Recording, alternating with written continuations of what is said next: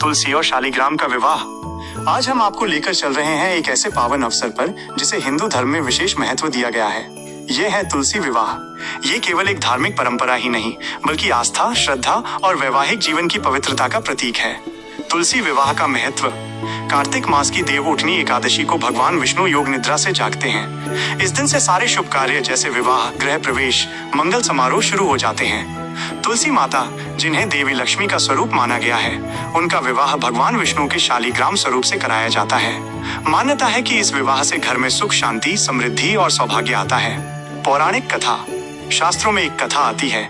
असुर राज जालंधर की पत्नी वृंदा अत्यंत पतिव्रता थी। उनके तप और धर्म बल से जालंधर को कोई हरा नहीं सकता था। देवताओं ने भगवान विष्णु से मदद मांगी। विष्णु ने छल पूर्वक वृंदा का तप भंग किया।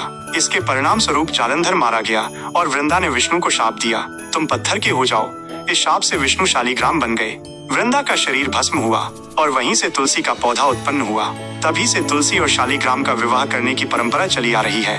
ये विवाह अधूरी कथा को पूरा करने का प्रतीक है। पूजन की तैयारी। अब देखते हैं कि इस विवाह की तैयारी कैसे होती है।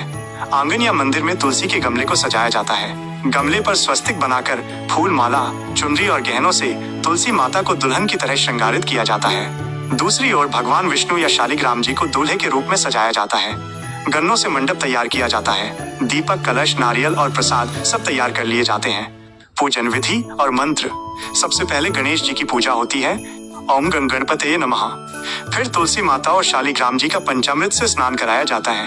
हल्दी, रोली, चावल और फूल अर्पित किए जाते हैं। तुलसी माता पर चुनरी उड़ाई जाती है और शालिग्राम जी को वस्त्र पहनाए जाते हैं। इसके बाद विवाह संस्कार शुरू होता है। मंगल गीत गाते हुए तुलसी और शालिग्राम की माला बदलवाई जाती है। विवाह मंत्र उच्चारण किया जाता है। ओम श्री तुलस्यै नमः, ओम श्री शालिग्रामाय नमः। प्रतीक स्वरूप दोनों को गन्ने के मंडप में फेरे दिलाए जाते हैं। फिर दीपक जलाकर आरती उतारी जाती है। अंत में मिठाई और गन्ना प्रसाद के रूप में बांटा जाता है। समापन और महत्व। तुलसी विवाह के बाद घर में विवाह, गृह प्रवेश या अन्य मांगलिक कार्य करना शुभ माना जाता है। मान्यता है कि इस दिन जो भी भक्त तुलसी विवाह करता है उसके जीवन में कभी धन, धान्य और सौभाग्य की कमी नहीं होती। इस तरह तुलसी विवाह हमें ये संदेश देता है कि श्रद्धा और विश्वास से किया गया कोई भी कार्य जीवन को मंगलमय बना देता है। तो मित्रों, ये थी तुलसी विवाह की पूरी कथा और विधि। आशा है कि इस दिव्य पर्व से आपके जीवन में भी सुख, शांति और समृद्धि का आगमन हो। ऐसी ही ज्ञानवर्धक जानकारी के लिए हमारे चैनल को सब्सक्राइब करें, शेयर करें और वीडियो को लाइक करें। धन्यवाद।